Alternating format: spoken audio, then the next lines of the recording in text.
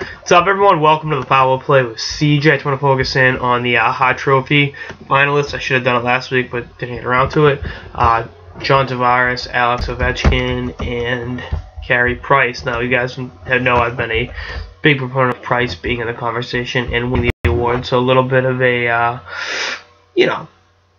spoiler alert, but, let's start with Ovechkin. 53 goals on the season, and 10 more goals than the next highest scoring player in the league. Stamkos at 43, and only two other players, Stamkos and Ricky Nash, had more than 40.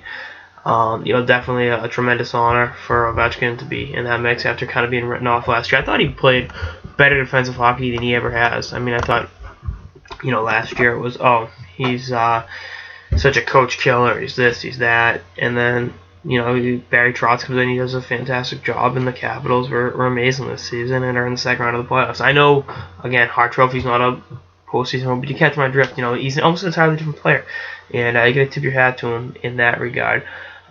Just the way his two-way acumen's improved, and he's still been able to be the preeminent goal scorer in the National Hockey League. And then you look at what John Tavares did this season.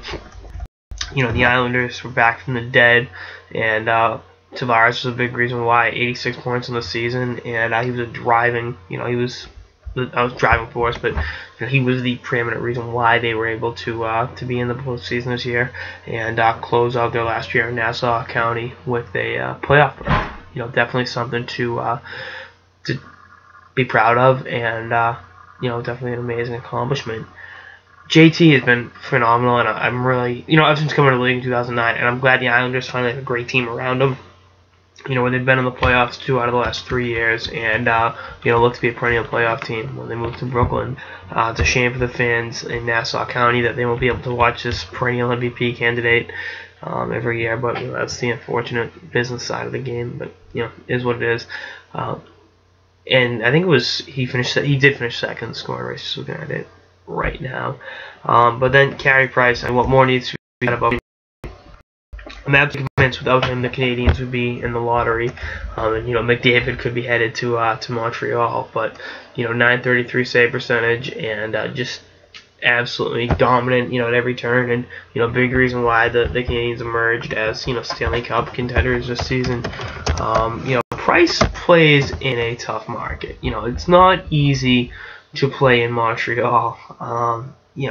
Those fans are rabid. They demand the best from their team, their players, and being a goalie where it all falls on you. You got to take that into consideration to be able to play under that kind of pressure every single game.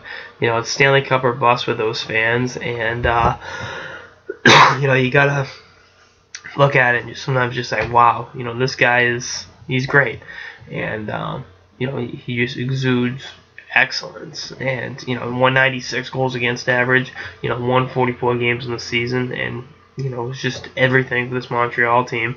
And you look at how many times he's been written off before. The fact he's able to come back time and time again and be a guy that can get it done consistently in that fishbowl. He's my pick for the Hart Trophy because I believe the Montreal Canadiens would be nowhere near a playoff spot without Carey Price this season. Anyway, that's all I got in this episode of the Power Play with CJ on the 3 Hart Trophy finalists. Stay tuned for episodes throughout the playoffs and beyond. Later, guys.